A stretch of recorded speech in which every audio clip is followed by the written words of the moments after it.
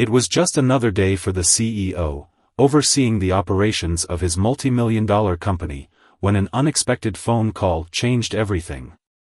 The voice on the other end of the line was urgent, panicked even. A child in the hospital was fighting for their life, and the doctors had just discovered that only one person had the rare blood type needed to save them, him. He was confused. Blood donations were common, but he had no idea that his blood would be a literal lifeline for someone. Without hesitation, he agreed to help. The CEO, used to solving high-stakes problems in the boardroom, never imagined he would find himself in a life-or-death situation like this, especially not one that would pull at his heartstrings. Arriving at the hospital, he was led to a sterile room where doctors were preparing the child for the transfusion. He was told that the child was in critical condition, fighting against time. The urgency in the air was palpable as the medical team worked quickly to set everything up. It was all so clinical, so detached, until the moment he laid eyes on the child. The small, pale face of the young boy stared up at him from the bed, eyes wide with fear and confusion. He had no idea that his life was about to change, nor that the person standing before him, this powerful, successful man, was his only chance at survival. As the transfusion began, the CEO stood back, watching quietly, his thoughts racing. Why him? Why was his blood so crucial? The doctors told him that this child's survival depended on a match so rare that it was practically a miracle. But something felt strange.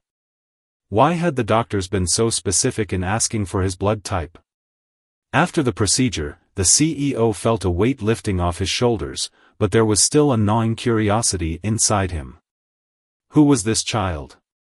Why was he in such desperate need of help? The answer to that question would soon reveal a shocking truth, one that would shake him to his core and leave him questioning everything he thought he knew about family, responsibility, and love. It wasn't until the next day, when he received a call from the hospital, that the puzzle pieces began to fall into place. The doctors asked if he could come in for a meeting. They had a strange request, one that made his stomach churn. They needed to speak to him about the child's background. But what could this possibly have to do with him? He agreed, his heart pounding in his chest. Little did he know, the truth waiting for him at that meeting would turn everything upside down. The next morning, the CEO arrived at the hospital with a sense of unease that he couldn't shake off. The meeting was set in a small, sterile conference room, where a few doctors and a social worker were waiting for him. The air was thick with tension, and everyone seemed unusually nervous. The CEO's presence, despite his power and authority in the business world, seemed to only heighten the unease. As he sat down, one of the doctors, a middle-aged man with a tired expression, cleared his throat and spoke first. "Mr. Walker, thank you for coming on such short notice. We have some information regarding the child you saved. It's very unusual." The CEO leaned forward, his curiosity piqued. "What's going on? Is the child okay?" He felt a deep sense of responsibility now, having literally given part of himself to save the boy's life. "Physically, yes," the doctor replied. "But we've run some additional tests, routine follow-up checks, and we've discovered something very unexpected. The child, his last name is Walker." The words struck the CEO like a thunderclap. His last name. A connection was starting to form, but the implications were too staggering to comprehend fully. His mind raced. Could there be a coincidence? He had no recollection of any family with that name, but something inside him couldn't let go of the growing suspicion. "Are you suggesting," the CEO began, his voice trailing off.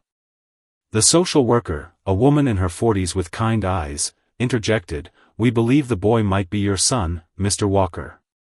The room fell silent. The CEO's thoughts scattered like leaves in the wind. How could this be possible?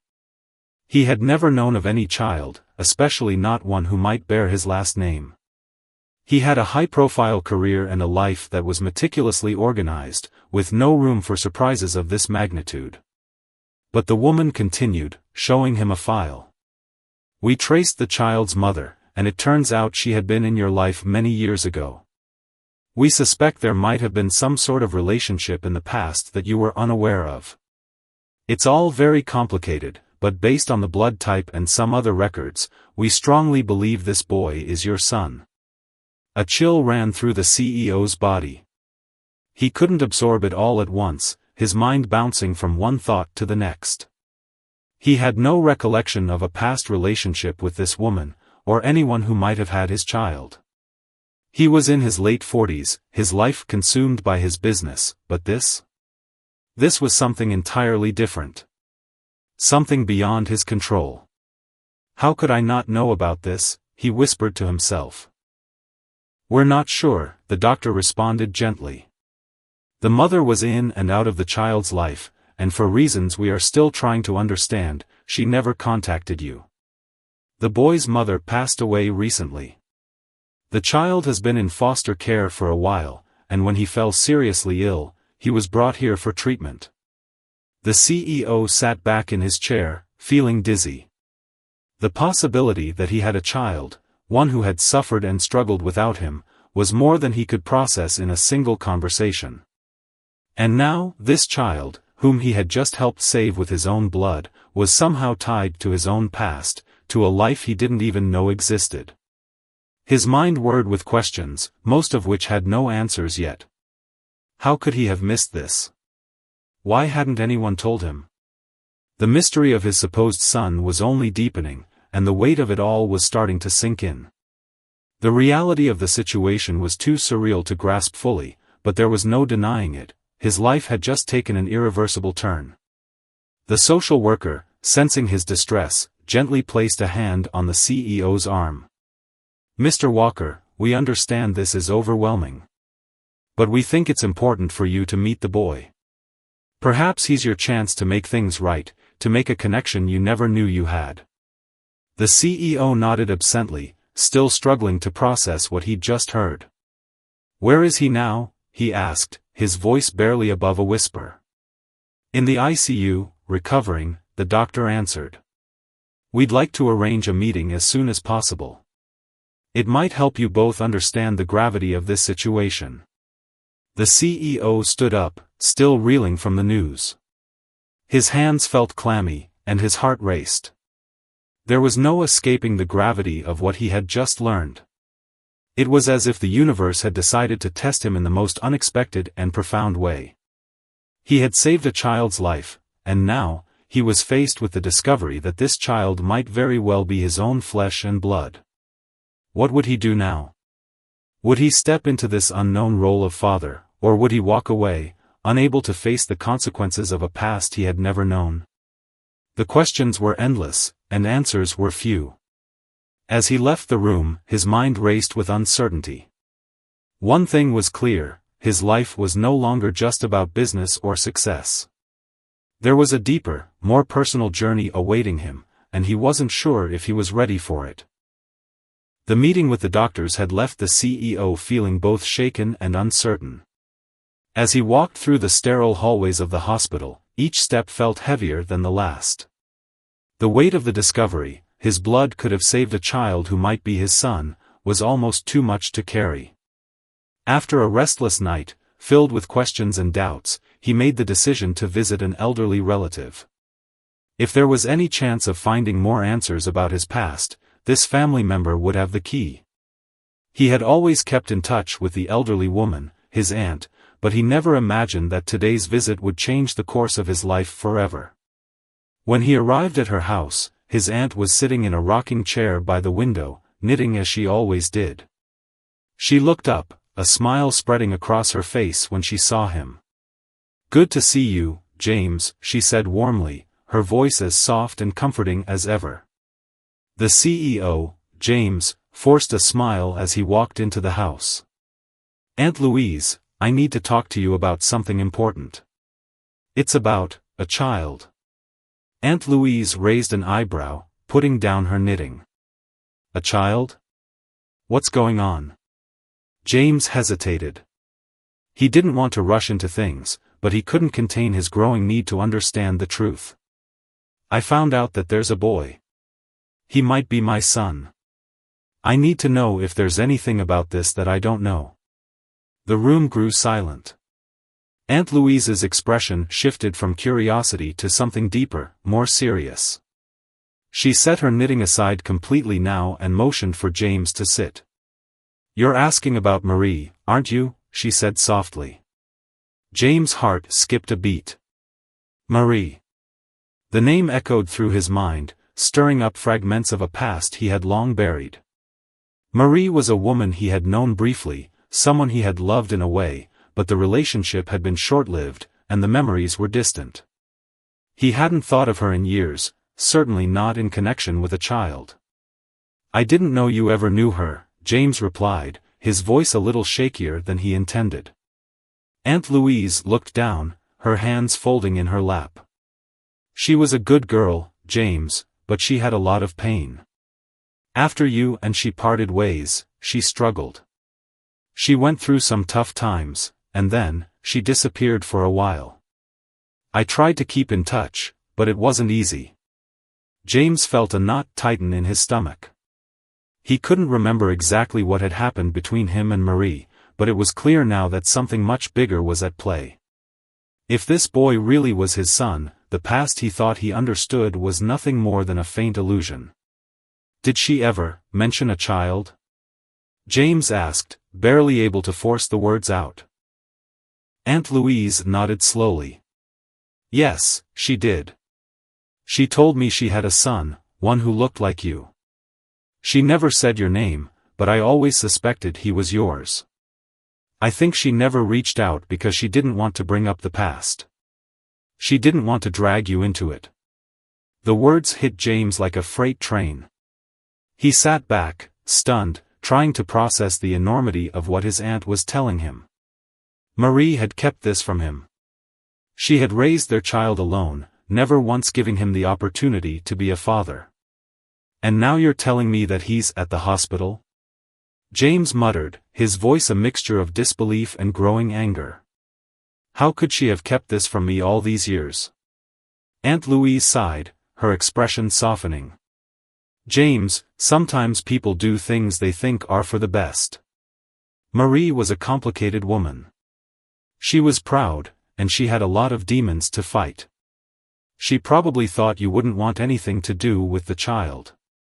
I can't say for sure, but that's what I think happened." James felt his chest tighten. Every part of his being was urging him to turn away, to walk out of this house and forget everything that had just been revealed. But deep down, something stirred inside him. A sense of responsibility, of duty that he couldn't shake off. "I don't know what to do," he admitted, the weight of the decision crashing down on him. Aunt Louise reached over and gently placed her hand on his. "You've always been a good man, James. You have a chance now to be something even more important, a father. Maybe it's time to make peace with your past and see if you can build something with this boy." James didn't say anything in response. He couldn't. The idea of being a father was both foreign and terrifying to him. His life had always been about work, about success, about control. This was something he had never planned for, something that threw him completely off balance. But deep down, he knew he couldn't walk away. This child, his son, needed him. The question now was, could he be the father that this boy deserved? As James left Aunt Louise's house, his mind was a whirlwind of emotions. There was a deep sense of regret, regret for the years lost, regret for the child he had never known, and regret for the mistakes that had led them both here. But there was also a strange sense of hope, a hope that perhaps this was a second chance for both of them, a chance to right the wrongs of the past. The road ahead would not be easy. There would be more questions, more twists, and more painful truths to uncover. But one thing was certain, he couldn't back out now. He had a son to find. The drive to the hospital was long, and James could feel his heartbeat thudding in his chest, almost as though it had a life of its own. His mind kept circling back to his aunt's words, the revelation about Marie, and the son he never knew existed. It felt like he was on the verge of discovering something monumental, something that could change everything. When he arrived at the hospital, the sterile smell of antiseptic hit him as he walked through the sliding doors. He made his way to the ICU, where he had been told the boy was recovering. Every step felt heavier than the last, and despite his years of experience in high-pressure situations, James couldn't shake the nervousness that was creeping up on him.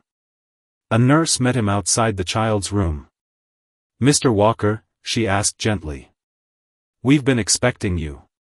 "Is he okay?" James asked, his voice tinged with a rawness that surprised even him.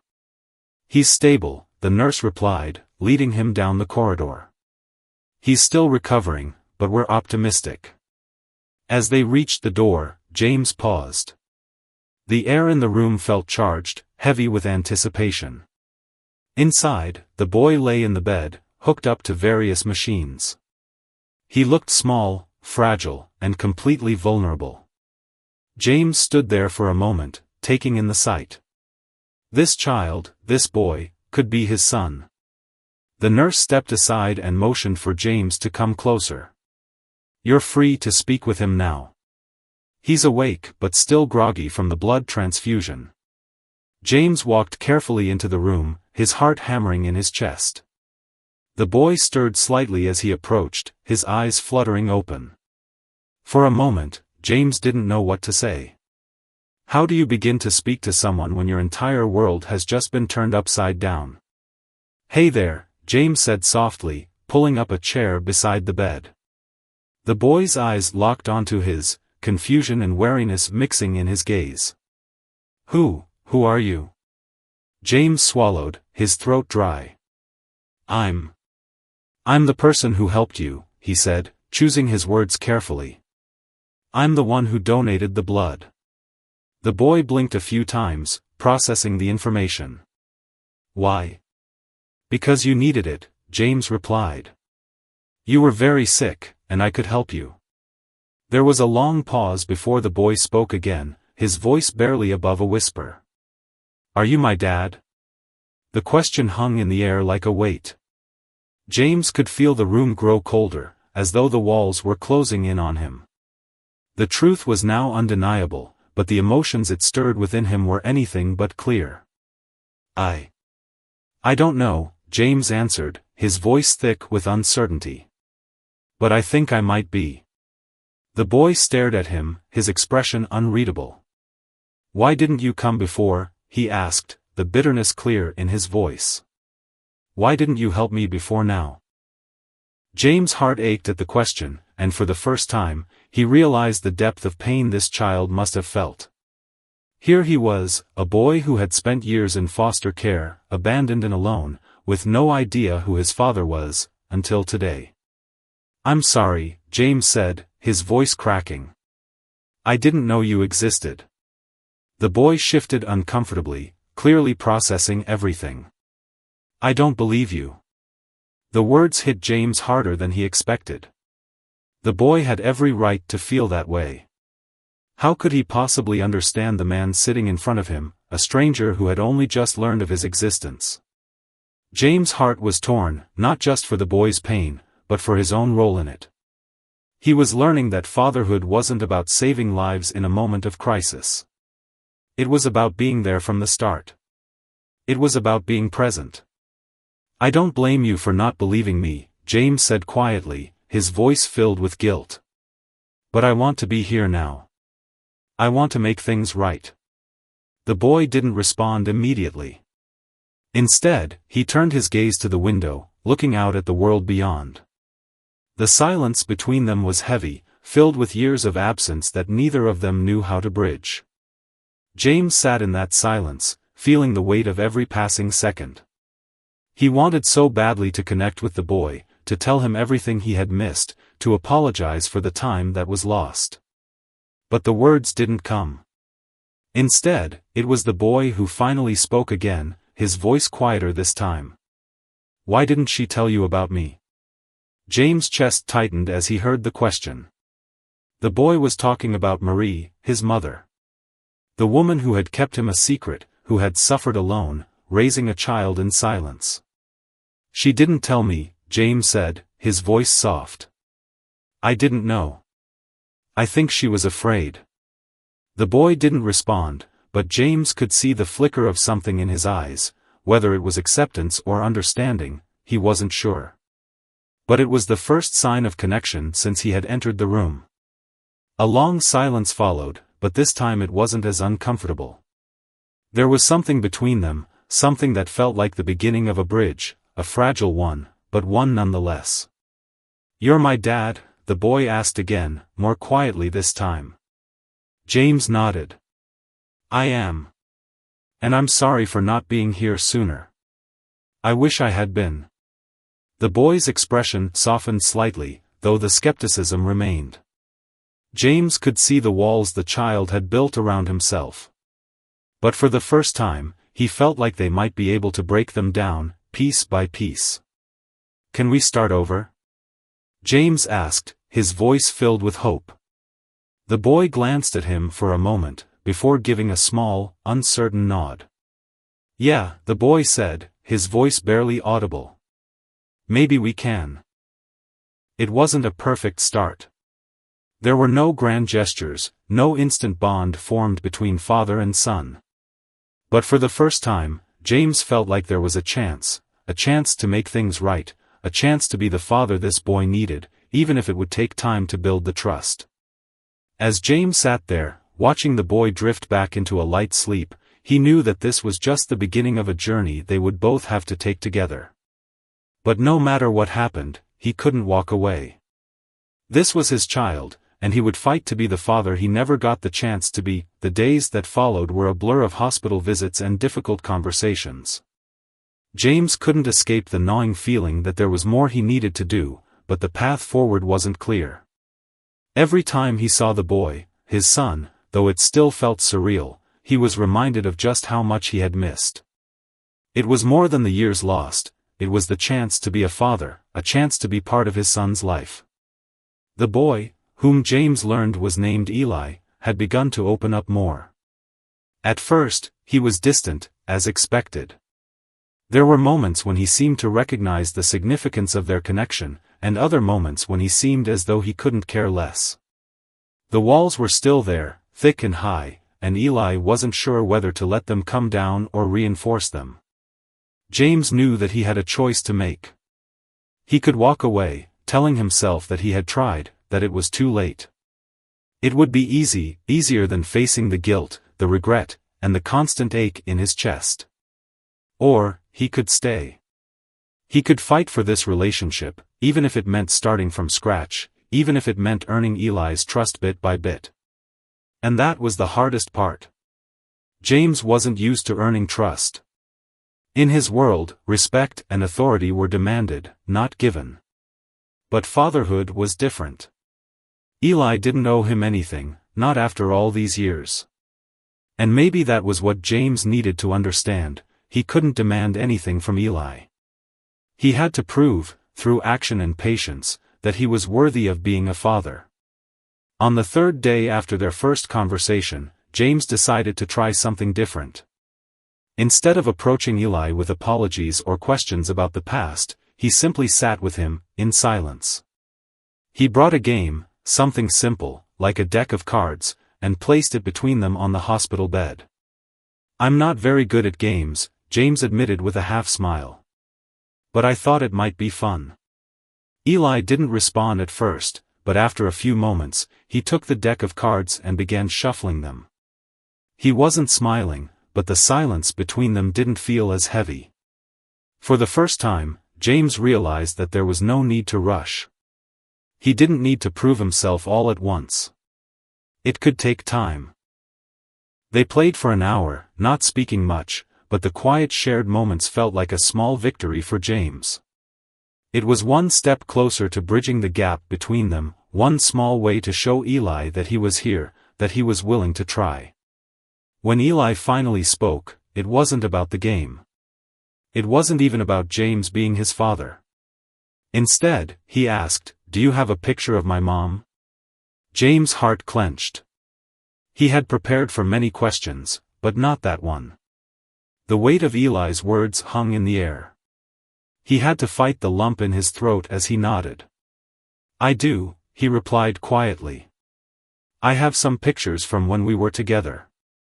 Eli's eyes softened, and for the first time, James saw a flicker of something in his son's face that wasn't anger or mistrust. It was curiosity, a longing to know more about the mother he barely remembered. "Can I see them?" Eli asked, his voice barely a whisper. James pulled out his phone, scrolling through old photos. There was one of him and Marie, laughing in the early days of their relationship, carefree and happy. It was a time before the complications, before everything had spiraled out of control. He hesitated for a moment before showing the picture to Eli. "This was from when we first met," James said softly, handing Eli the phone. "Your mom and I, we had good times, but things were complicated. I wasn't around when you were born, Eli. And that's something I'll regret forever." Eli looked at the photo for a long time, his eyes tracing the faces of the two young people in the picture. James could see the questions forming in his son's mind, the silent struggle to understand who these people were to him, and what they meant. After what felt like an eternity, Eli handed the phone back. I think I'd like to meet her." James' heart ached at the words. He wanted to tell Eli that Marie had passed away, that she would never be able to explain the choices she had made. But he couldn't bring himself to do it, not yet. "She's not here anymore, Eli," James said, his voice thick with emotion. "But she loved you very much. Even though she kept you from me, I know she loved you. And I'll make sure you know everything I can about her." There was a long pause as Eli processed the information. James could see the disappointment in his son's eyes, the sorrow that came with the realization that there would be no second chances with Marie. She was gone, and the answers Eli sought would never come from her. But that didn't mean they couldn't find a way forward. "I'm sorry I wasn't there for you," James said quietly, his voice cracking. "But I'm here now. And I'm not going anywhere." Eli didn't say anything in response. Instead, he just nodded, his gaze downcast. It wasn't forgiveness, not yet. But it was a beginning. James stood up and walked to the window, staring out at the city beyond. He didn't have all the answers, and he didn't know what the future held for him and Eli. But one thing was certain, he couldn't give up now. He had made his choice. He would be the father Eli needed, even if it took years to earn his trust, even if it meant taking it one small step at a time. He turned back to look at his son, who was now staring out the window too, lost in his own thoughts.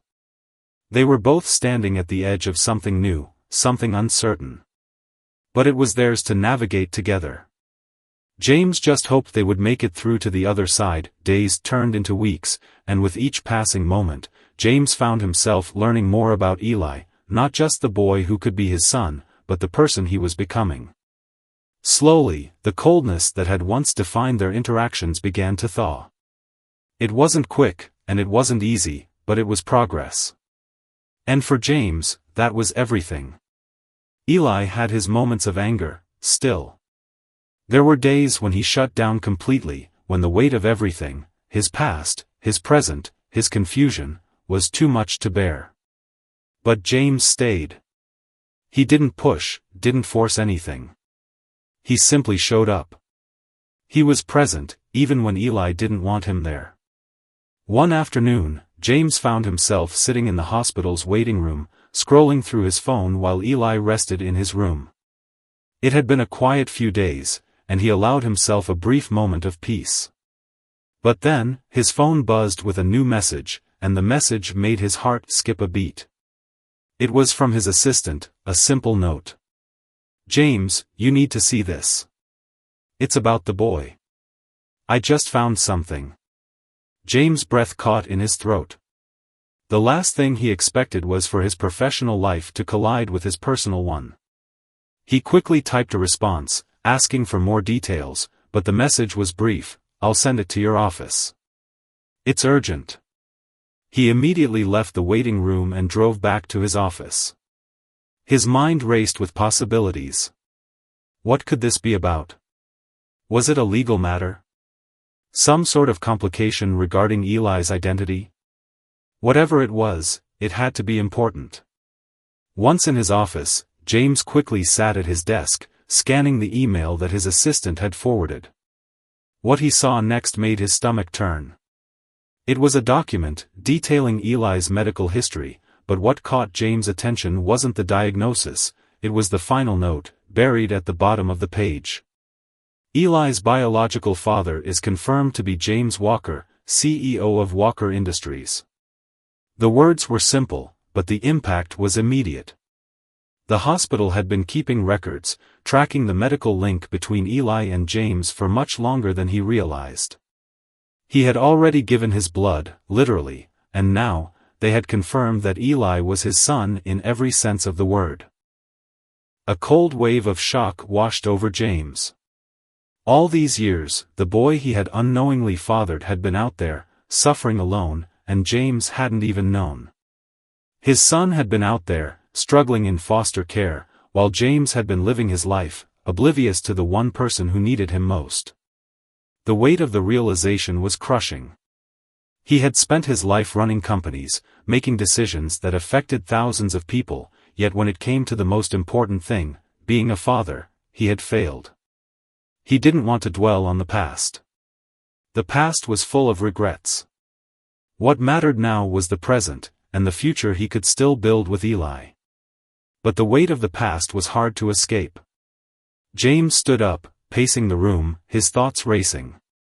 He knew he had to go back to the hospital, but he also knew that things were never going to be the same. No matter how hard he tried to pretend otherwise, Eli was no longer just some boy in need of help, he was his son, his flesh and blood. And James had a responsibility to him, a responsibility he couldn't walk away from. He quickly grabbed his coat and rushed back to the hospital. The drive felt like an eternity. Every mile seemed longer than the last, and his mind was filled with a torrent of emotions, anger at himself, regret for all the missed years, and a deep, gnawing fear that Eli would never truly forgive him. When he arrived, he found Eli sitting in his room, staring out the window, as he often did.